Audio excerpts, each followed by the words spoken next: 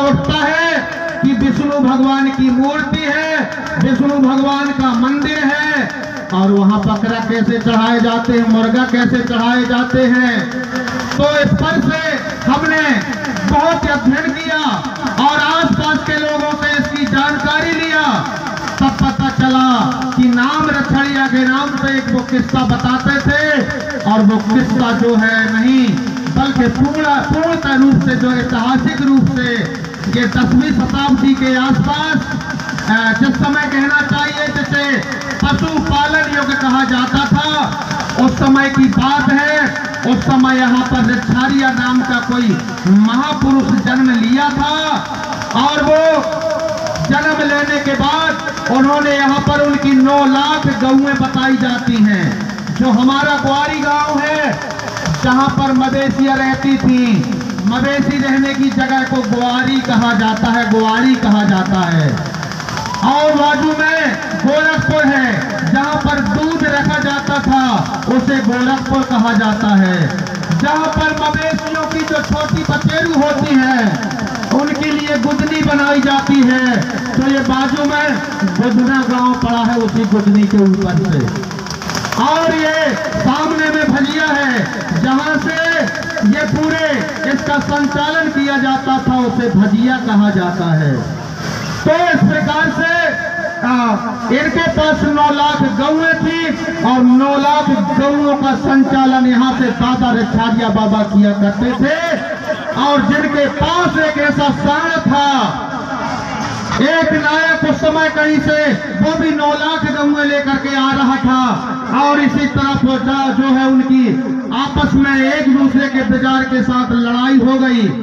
और इस रिछारिया बाबा के बिजार ने, जिसे मलनिया कहा जाता था, उस बिजार ने उस लमान के बिजार को ऐसा ऐसा ऐसा मारा कि जिसका धड़ जो है कहते हैं जिस बाजू लखनऊ जोन के बाजू में साण देव जहां कहते हैं, वहां पर धड़ उसका है और सिर उसका आगे जाकर के नरसिंहपुर के पास कोई तालाब है जहां पर उसका सिर है। तो इस प्रकार से इस रिछारिया बाबा का जो दर्शन है, तो ये कोई महापुरुष था जिसने यहाँ पर जन्म लिया था। जब उसका अस्तित्व समाप्त हो गया, अपने आप को स्थापित करने के लिए उन्होंने रिछारिया नाम से जरूर ये डहरिया जी को स्वप्न दे करके और अपना अस्तित्व को यहाँ पर स्थापित करने के लिए रिछारिया बाबा ने उस समय उनके काल में बहुत कुछ सोचा रहा होगा। उन्होंने महल किला बनवाने के लिए तब उन्होंने शिल्पकारों को बुलवाया रहा होगा, जिन्होंने ये प्रतिमाएं जो है बहुत सारी यहाँ पर बनवाई है। इसके बाजू में एक गांव है, फेरो गांव कहते थे, जहां पर बहुत सारे पत्थर आज भी निकलते हैं, जहां पर विशेष इतना अपार धन संपदा गड़ी थी, उन लोगों ने निकाल के ले गए, अभी भी निकाल रहे हैं। तो इस तरीके से रिछारिया बाबा पूर्ण रूप से प्राकृतिक रूप से प्रकृति का पुजारी था, और प्रकृति दर्शन के आधार पे वो हमें एक ऐसा संदेश देते हैं कि यहाँ पर जो भी आता है, अच्छा आता है उनकी भी सुनते हैं, बुरा आता है उनका भी सुनते हैं, जो दुखी आते हैं, दयालु आते हैं, सभी का रिछारिया बाबा मनोकामना पूरी करते हैं। और जिसके चलते ये इतना बड़ा, तो ये मेला जो है पूरा का पूरा जनपद पंचायत धनौरा बेचा करती थी, नीलाम करती थी। दादा मरकाम की कृपा हो गई हमारे ऊपर। दादा मरकाम का यदि आंदोलन नहीं आया होता तो हम नहीं जान पाते कि ये मेला ग्वारी के अधीन रह सकता है। दादा मरकाम का आंदोलन नहीं आता तो हम लड़ाई लड़के जनपद पंचायत से ग्राम पंचायत में नहीं ला पाते। ये अधिकार दादा मरकाम ने बताया। उन्होंने कहा था, उठो जागो और अपने हक अधिकारों को पहचानो। तब पंचायत एक्ट की धारा 58 के तहत हमने इसमें लड़ाई लड़ी और 2014-15 में इस मेले को हमने जनपद पंचायत से छीन करके और इसको फ्री करवा दिया। और तब से लगातार इसमें दुकानें 50-100 दुकानें हर साल बढ़ रही हैं और आनंद भी आता है, क्योंकि ये ट्राइबल क्षेत्र है। मैं अपने गांव के लोगों को दोष नहीं देना चाहता, हमारे लोगों में के स्वभाव में ऐसा है। वो तो मैंने कछारगढ़ जैसे के मेला देखा हूँ, अमूरकोट जैसे मेला देखा हूँ, बड़े बड़े मेला देखा हूँ, वहाँ के संचालन में सम्मिलित रहा हूँ, इसलिए यहाँ मालूम है मुझे कि यहाँ का इस मेला की व्यवस्था कैसी होनी चाहिए, इस मेला की कोई आवश्यकता क्या क्या होनी चाहिए।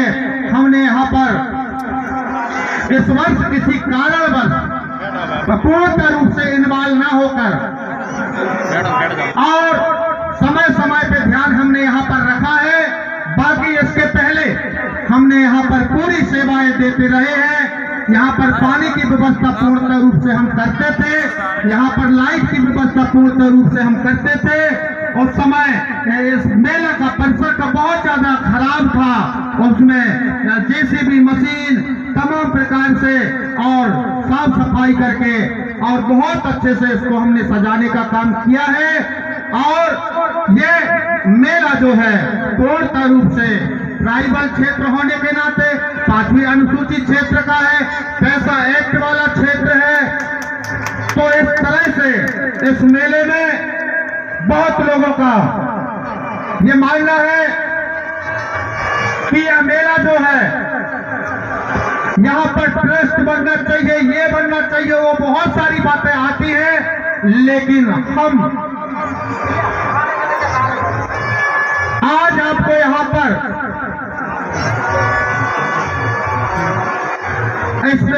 यहाँ पर हम आपको आमंत्रित करने का मकसद सिर्फ और सिर्फ यही था कि गोंडवाना समग्र क्रांति आंदोलन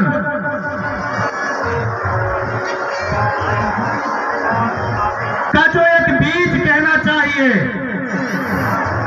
गोंडवाना गणतंत्र पार्टी के नाम का,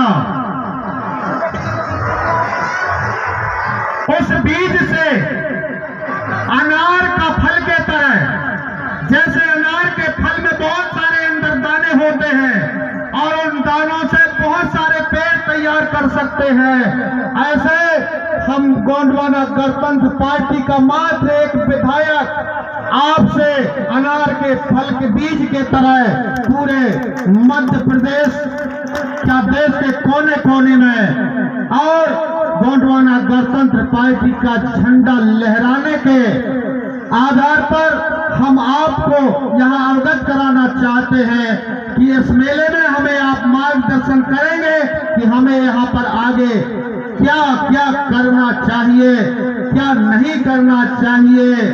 यह मेला बड़ा रमणीक है और दिन प्रतिदिन ये कार्तिक पूर्णिमा से लेकर के बढ़ते जा रहा है। इस वर्ष 15 दिन पार कर गया और आने वाले समय में यह मेला महीनों से लगने वाला है, इसलिए यहाँ पर बहुत सारी चीजों की कमियां हैं। यहाँ पर लंबे समय से हमारे बीच में भारतीय जनता पार्टी के सांसद रहे हैं, मंत्री रहे हैं, एक पैसा तो मिल जा तो इतनो सो भी यहाँ के लाने, एक पैसा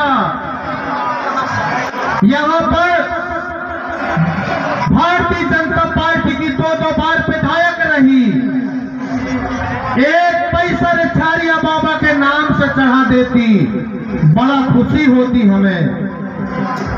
यहाँ पर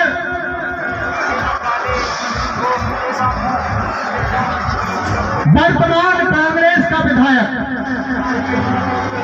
योगेंद्र सिंह बाबा 2 बार का विधायक है। मैंने